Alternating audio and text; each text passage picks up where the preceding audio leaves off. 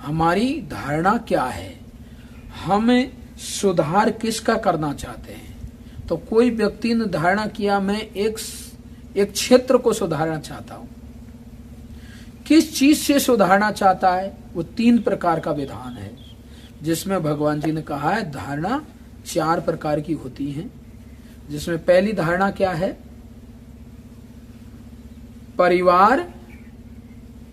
परिवार का मानी पोषण करने वाली धारणा, मानी परिवार पालने वाली धारणा, परिवार का विकास, मूल में शब्द क्या है, परिवार विकास वाली धारणा। दूसरी है समाज विकास वाली धारणा। तीसरी है आत्म कल्याण वाली धारणा। और चौथी है समाज कल्याण वाली धारणा। अब इन धारणाओं में से चालू होगा यहां से शुरुआत एक परिवार विकास। परिवार विकास से चालू होता है, एक इकाई से चालू होता है। परिवार विकास वाली धारणा में समस्त गृहस्थी बैठे हुए हैं। ये स्वार्थ भरी धारणा है। ये पूर्णतः से क्या है, स्वार्थ भरी धारणा। मानी परिवार का विकास करने के लिए वो जब चलेगा इस दुनिया में, तो वे हर प्रकार से चाहे जिधर देखेगा अपने परिवार की तरफ लाएगा, चाहे जिधर कहीं भी घूमेगा, पर उसके बाद में जो कछु लेर आएगा वे कहाँ ले जाएगा, अपने परिवार में, अपने परिवार में। तो अब परिवार से आप जुड़ोगे तो वे क्या होगा, वे क्या कहेगा, जैसे ही परिवार से आप सटेंगे, परिवार से आप लगाव रख रहे हैं, परिवार का आप विकास चाहते हैं, तो वह स्वार्थी कहा जाएगा। सारी दुनिया उसे स्वार्थी कहेगी। वह परिवार के लिए सारे पाप कुकर्म या अच्छे बुरे सब कर सकता है। परिवार धारणा वाले, चाहे वो नेता हो जाए, चाहे वह कोई संसार का कोई भी व्यक्ति हो, वह परिवार की तरफ दौड़ेगा। तो जिस पद पर, जिस स्थान पर, जिस जगह पर यदि वे रहेगा, वह अपना वहां से लाकर अपने परिवार में देगा। इसलिए वे स्वार्थ होता है। वे धारणा कौन सी है, पारिवारिक धारणा। माने पारिवारिक धारणा को क्या कहेंगे, कहा गया है कि उसे स्वार्थ धारणा कहते हैं, स्वार्थ भरा जीवन।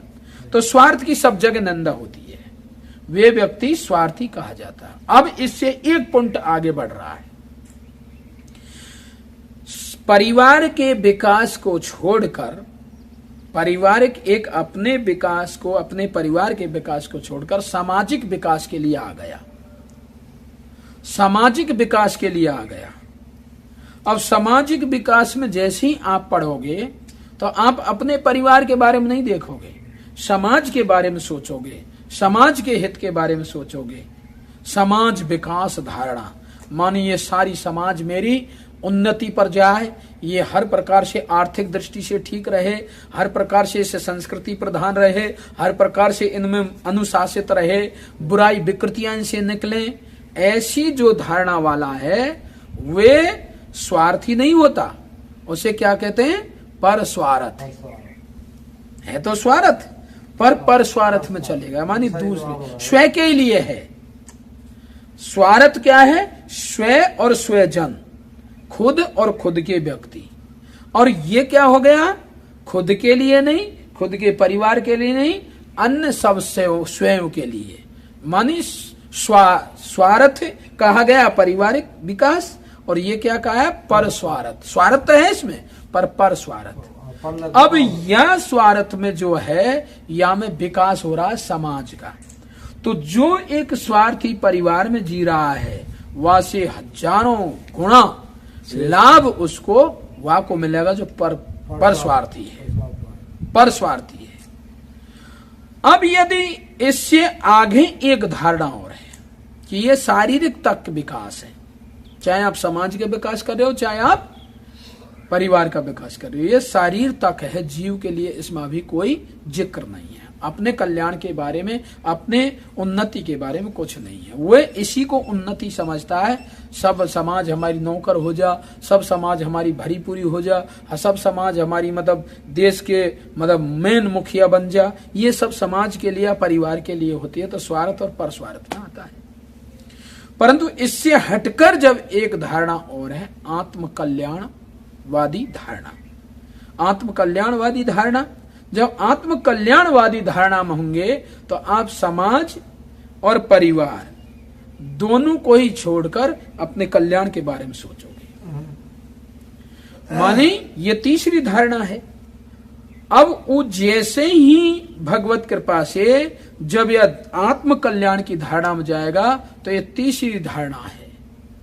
माने ये स्वार्थ में नहीं आ रही, पर स्वार्थ में भी नहीं आ रही, ये आ रही है आत्म कल्याणवादी धारणा, मानी आत्मा के कल्याण की धारणा। मानी अब स्वयं को परमेश्वर से जोड़ना चाहता है, मानी खोज में है, खोज में है। जब खोज लिया तो उसने परमार्थ जान लिया, मानिए परमार्थवादी धारणा चालू हो गई। यहां से जब आत्म कल्याण की आपको भावना होगी तो आप परमार्थ में प्रवेश करोगे। परमार्थ में, परमार्थ मानी परम के अर्थ को जानोगे। मैं कहां से पैदा हुआ हूं, मैं किसका अंश हूं, मुझे किसने भेजा है, मुझे क्या करने के लिए भेजा है, इन सभी प्रश्नों का उत्तर जब दिमाग में आ जाएगा तब वह कल्याणवादी धारणा में अपने जीव का, अपने आत्मा का कल्याण कराएगा। तो ये कल्याणवादी धारणा, आत्म कल्याणवादी धारणा, तो ये इन दोनों से श्रेष्ठ है, इन दोनों से श्रेष्ठ है।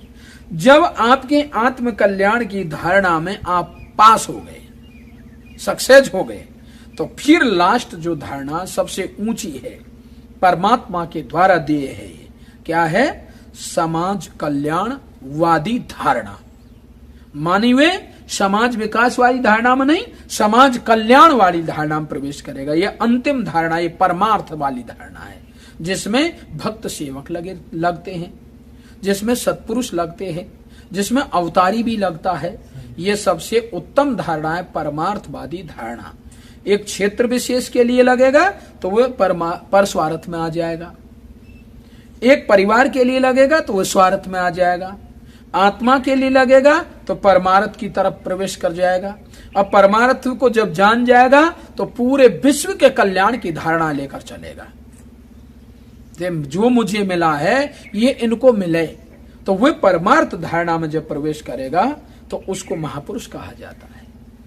आत्म कल्याण की धारणा में है, उसे महापुरुष कहा जा रहा है। महापुरुष जब परमेश्वर के चरणों में हो गया तो वह सत्पुरुष कहा जा रहा है, और सत्पुरुष जब परम पुरुष की तरफ अपना तन मन धन से समर्पित हो जाता है परम पुरुष की तरफ, तब वे परमार्थ मानी वह के लिए जो परम पुरुष है वह एक ही आदेश देता है, जाइए इस समाज का कल्याण वाली धारणा में प्रवेश करके सबके कल्याण के बारे में सोचिए।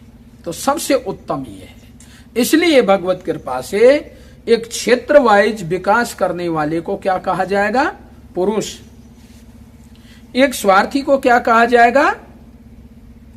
पुरुष। तो उसको टाइटल नहीं दी जा सकती। मन पशुवृत्ति, पशुवत आदमी, मानी पशुवृत्ति वाला आदमी, मानी पेट भरण वाला आदमी। तो पेट भरण पशु पंछी जाना, मानव तन गुण ज्ञान निधाना। मानव तन तो गुण और ज्ञान का भंडार है, इसको तो ज्ञान और गुण में परिवर्तित होना चाहिए, परमात्मा की तरफ बढ़ना चाहिए, परमार्थ की तरफ बढ़ना चाहिए। परंतु जब स्वार्थ में लग जाता है तो ये पुरुष से गिरकर क्या हो जाता है? ये पशुवत जीवन हो जाता है। जैसे ही इससे ऊपर उठेगा तो ये क्या? पुरुष वाला जीवन हो जाएगा। जब दूसरे के भी स्वयं की आप सहायता करने लग गए, मतलब विकास करेंगे, शारीरिक सुख ही देंगे, तो भोगेगा तो जीव ना, तो उसे क्या कहेंगे? उसको पुरुष कहेंगे। मां से वो पुरुष कहा जाएगा, किसी के दुख को नहीं देख रहा है। अब फिर जब आत्म कल्याण की धारणा में प्रवेश कर जाएगा तो महापुरुष हो जाएगा। और जैसे ही वे आत्म कल्याण की धारणा को स्वीकार करके और फिर जैसे ही आगे बढ़ेगा, परमात्मा के आदेश निर्देश थे, तो समाज कल्याण वाली धारणा में जब प्रवेश करेगा तो सत्पुरुष हो जाएगा। और सत्पुरुष की ड्यूटी है कि वे एक क्षेत्र वाइज नहीं रहेगा, एक मतलब एक क्षेत्र का विकास नहीं करेगा, एक क्षेत्र के बारे में नहीं सोचेगा, वो तो पूरे धरती के बारे में सोचेगा। क्षेत्र वाइज वाला हो गया सत्पुरुष। और एक छोटे से और छोटे क्षेत्र के बारे में, एक समाज के बारे में, एक तो क्षेत्र है, जैसे आपका जिला है पूरा या आपका राज्य पूरा, एक क्षेत्र है। अब यह क्षेत्र में कोई भी जाति हो, कोई भी बिरादरी हो, कोई भी व्यक्ति हो, मानी एक आप मतलब एक व्यक्ति को देखकर उसकी सहायता के लिए करना, और एक है जाति के लिए करना, वहां में क्षेत्र में भी कट ऑफ एक जाति के लिए करना, तो उसका विकास स्वार्थ में तो है पर थोड़ा सा आगे बढ़ा है, वह क्षेत्र वाले से कमजोर है। कल्याण वाला महापुरुष, परमार्थ वाला सत्पुरुष, और ये मतलब समाज विकास वाला पुरुष। और जैसे ही एक परिवार विकास वाला होगा, वे क्या है, वे तो मानव ही नहीं कहा, पशु वृत्ति वाला मानव, मानी पेट भरण पोषण करने वाला ही मानव, इंद्रियों का ही मतलब इंद्रियों से इंद्रियों के लिए, इंद्रियों तक, वे भी स्वयं के लिए और स्वजनों तक, इसलिए उसे स्वार्थी कहा गया है। इसलिए क्षेत्र के विकास को यदि कोई करेगा तो वो महापुरुष होगा, और वे क्षेत्र के विकास में जब लग गया तो उसका जो परिवार जैसे सहायता करता है ना, उसका परिवार बड़ा हो जाता है। ऐसे जैसे ही बढ़ता जाता है तैसे तैसे परिवार बढ़ता जाता है, और परमार्थ में पहुंच जाता है तो उसका वसुधैव कुटुंब हो जाता है। उसका कुटुंब कितना बड़ा हो जाता है, पूरी धरती हो जाती है। वो हिंदू मुस्लिम सिख ईसाई बौद्ध जैन फलाना ढिकाना ये सब उसके दिमाग में नहीं है। उसके दिमाग में तो एक रहता है बस, सत्य सनातन धर्म। और सत्य सनातन धर्म ने इस मानव को विकास करने की शैली बताई है। अवतारी पुरुष जो होता है धर्म की स्थापना करने के लिए आता है, हिंदू की नहीं, मुस्लिम की नहीं, सिख की नहीं, बौद्ध की नहीं, जैन की नहीं, यहूदी की नहीं, केवल धर्म की स्थापना करता है। और धर्म किसे कहते हैं, धर्म किसे कहते हैं, धर्म वास्तव में एक ऐसा विधान है जिससे इस मानव जीवन का या इस सृष्टि का चलाने का एक सिस्टम है, उसको धर्म कहते हैं। तो वास्तव में पूर्णतः से सही तरीका से चलने के सिस्टम को धर्म कहा गया है, ना कि किसी और नाना प्रकार की व्यक्तियों के बातन से मतलब धर्म कहा जाता हो।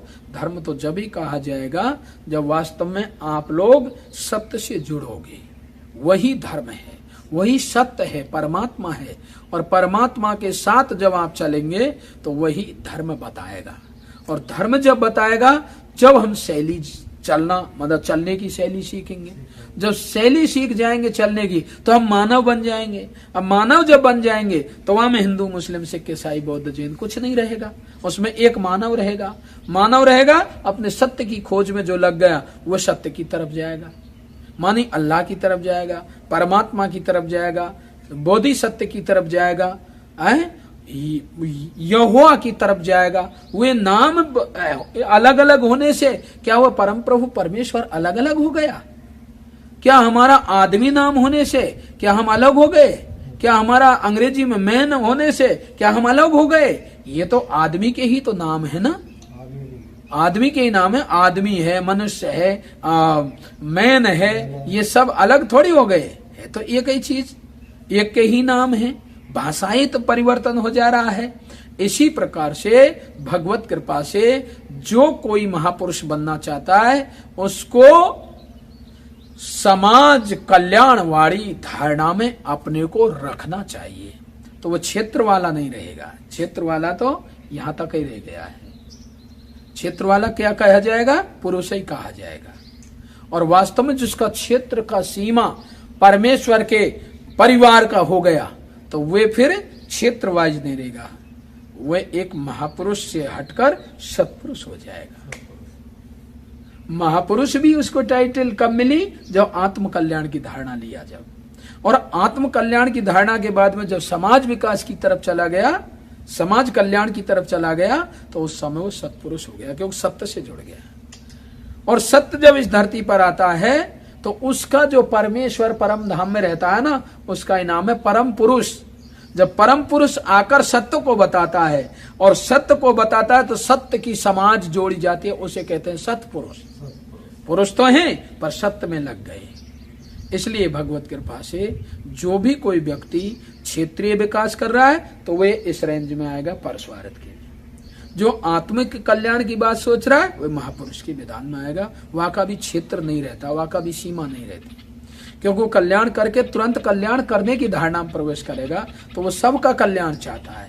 इसलिए उसका परिवार क्षेत्र वाले से बहुत ऊंचा बन जाता है।